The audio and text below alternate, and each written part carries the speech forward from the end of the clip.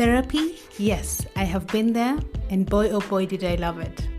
Hello everybody, welcome back to the Authentically Blue podcast. I am your host, Carlson, and in today's episode we have an Authentic Rambles episode. In this episode I'm going to be talking all about therapy.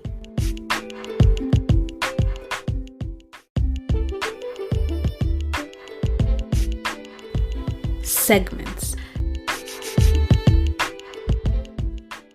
An interesting thing that happened this week. I have two interesting things that happened. Firstly, oh my goodness, I read an amazing book that brought me back into reading. When I was younger, I used to read so many books. Just to give you context, when I was in primary school, we were only allowed to borrow 2 books a week. One English book and one Swahili book. Swahili is the national language. It's one of the national languages for Kenya, in case you didn't know. But the librarian would only allow people to read one English book and one Swahili book. I, on the other hand, had a very interesting intrigue with books, and the librarian allowed me to borrow 7 books a week. And when I tell you that I would finish the 7 books in less than a week and literally change those 7 books, that's how much I loved reading, just to give you context. And I continued that habit throughout the years, but then 5 years ago I stopped, mainly because I went to a new city. I was getting accustomed to it, learning different things, and I just kind of fell off it. But the past 3 years, I would say, like every time I travel back to Kenya, I would buy a book and read it. But mostly it would be autobiographies. I don't know, it just wasn't the same. I would read autobiographies, but not really novels or books I was interested in. I mentioned this in a previous episode, but I haven't been on TikTok till this year, August, and I discovered something called BookTok. Oh my goodness, it's literally, it's kind of like heaven. It's amazing how these people who recommend books, and it's like Goodreads, but it's so much better. And a friend of mine, her sister was reading novels too, and when I went to her place, I found a couple of books. A few books that stood out to me were the Colleen Hoover books. I've always seen people, mainly on Instagram, throughout the past few years, hype up her books. And I'm somebody personally, when the hype is really high, I don't engage in these things until the hype dies down. For some reason, I don't know, it just puts me off. And I didn't read any of her books, and I didn't have a high expectation. One of my friends had her book, it's called Verity. And I was like, let me give it a try. And I had that book in my room for over a week, and I just couldn't bring myself to read the book. But my goodness, when I started reading, I could not stop. I think I started reading the book at 11 p.m. and then I fell asleep, and I woke up in the morning and finished it in bed. That's how amazing that book was. And I was like, wow.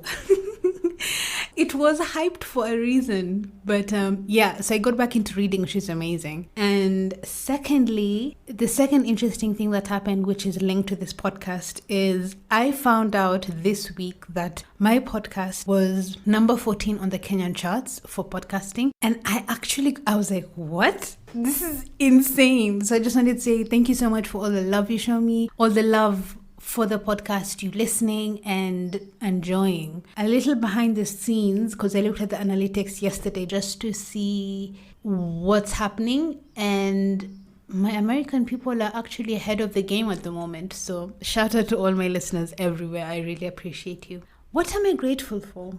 This week specifically, I'm grateful for my health. I was sick for about 2 weeks, and prior to those 2 weeks, I was also sick for a little bit. Nothing serious, thankfully, but I'm someone who I rarely get sick, and when I do get sick, or even the flu, it really takes me down. And health is wealth, y'all. I've really been appreciating my health, getting back into my movement, being more active, and just functioning day to day. So appreciate your health while you have it. My word to the wise for this episode, I actually posted this quote on my Instagram story yesterday. I will link the page I got it from below because he does amazing reminders on life. The quote reads, "Your progress is not on a schedule. Your success is not on a time clock. Your healing is not based on speed, nor is your growth.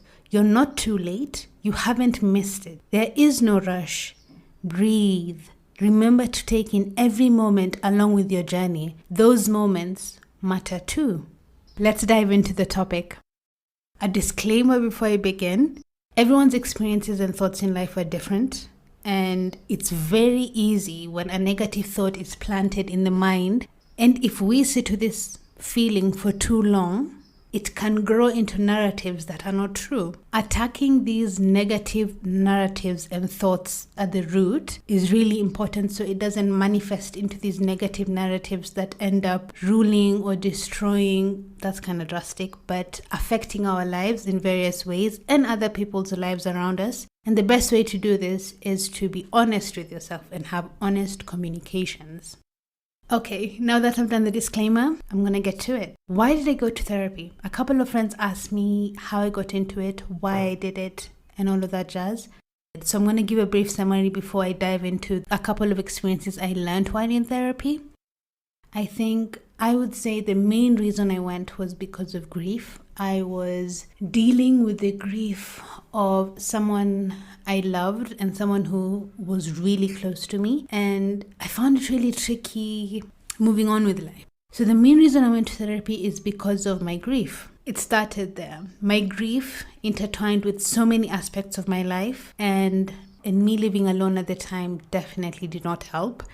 It hit me in different stages, as it does everyone. Everyone's healing process is different, and healing is messy. This is something I've learned over and over and over again. But I was really overwhelmed, and I needed to try something new and different because what I was doing at the time was not working for me. And luckily, thankfully, I had resources for therapy. I had resources and was able to go to therapy. So I decided to go. Another reason as to why I went is because if you listen to my podcast all about manifestation and vision boarding, in my vision board a couple of years ago, I put down, I would love to go to therapy. And I just put down therapy and mental health because, as you all know, I'm really big on mental health. And I've always been interested in how the mind works. And I believe therapy is needed for everyone. Like, you don't need to go to therapy just because you've had a traumatic experience. There's so much you can learn. It's like physical health. You don't go to the gym to avoid sickness when your health is kind of impairing or realize like, oh, I'm not active enough right now. Or you don't go to the gym when your physical health is not at its best. You're supposed to be going to the gym regularly. You're supposed to be getting movement in regularly, and not only when your health is at risk, like either you have backaches or whatever your health situation is. You're supposed to be doing movement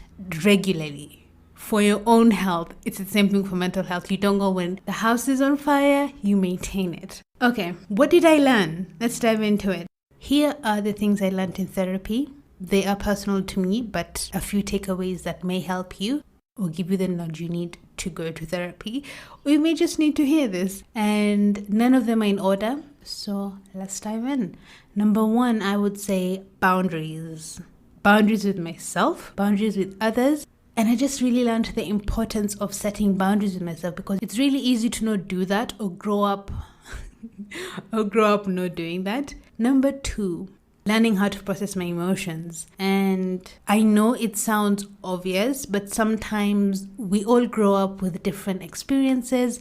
We have different triggers. We have different ways we process our emotion. And sometimes they can be really unhealthy and you don't realize that or realize how your thought process affects different aspects of your life or how you behave in different situations. So me unpacking and learning how I process my emotions really helped me because I was personally dealing with a lot at the time. The reminder to be kind to me and give my feelings grace, because grief is one heck of a crazy thing. But even if you're not dealing with grief, just in general, giving yourself grace and reminding yourself that your feelings are valid. Also just noting the emotion you have and not necessarily dismissing or judging it.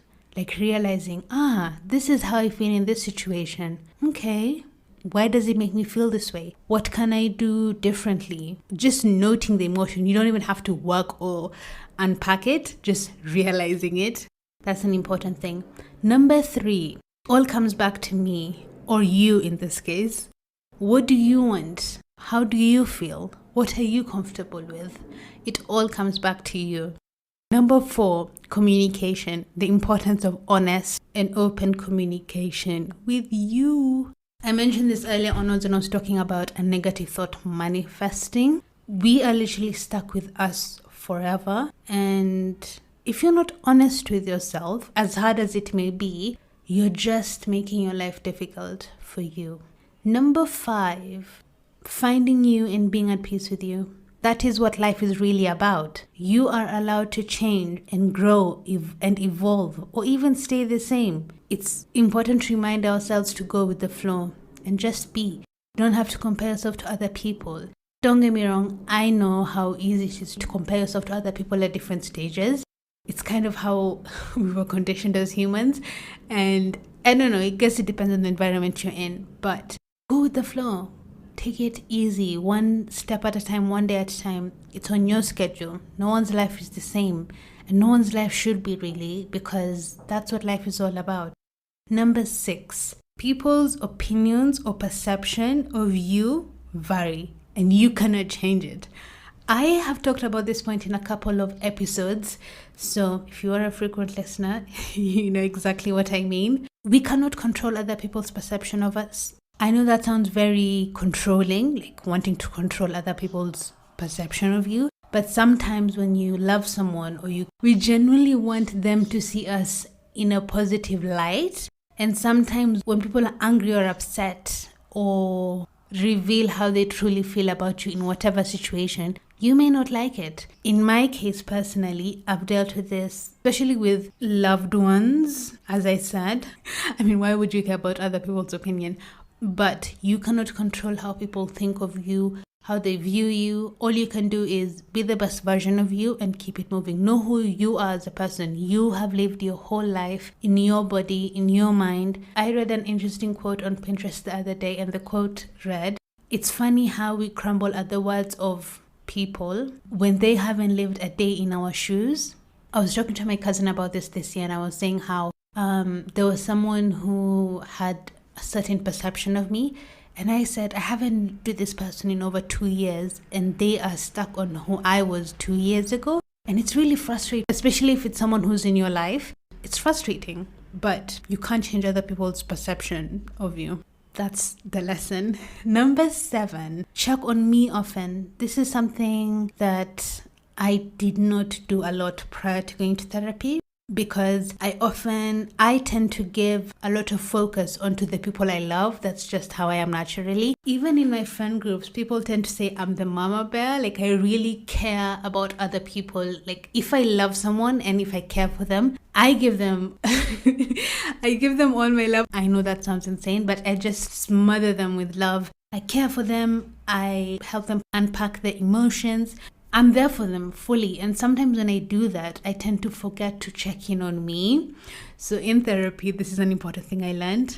If I neglect me, I can't care for the loved ones. That's kind of how I go about it, because that's how I am as a person. It kind of goes to the analogy on when you're in a plane and the plane is crashing.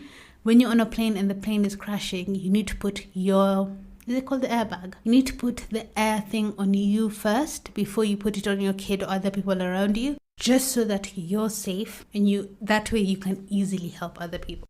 Number 8, give you grace. I talked about this a lot in this episode, in previous episodes. Just remember to give you grace. And this is something really, really hard. And I always remind my loved ones, whether it's my family members or my friends, I always remind them when they're in hard or tricky situations. I just tell them, give yourself grace. Don't beat yourself up too much. We're human. We make mistakes. We move, we evolve, we grow. That's just how we do it. And beating yourself up and making things is just making things difficult for you. It's not making anything any easier. And why live life that way anyway? Okay, number 9, healing is messy. I can shout this at the rooftops. Healing is so messy. Healing is not linear.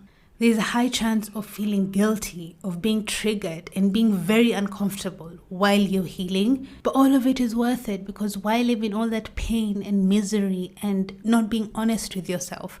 It's all worth it. Trust me. And lastly, I would say, speaking to younger you. As I said earlier, none of this on the list is in order, but I think I would say this is one of the most important ones. Speaking to younger you.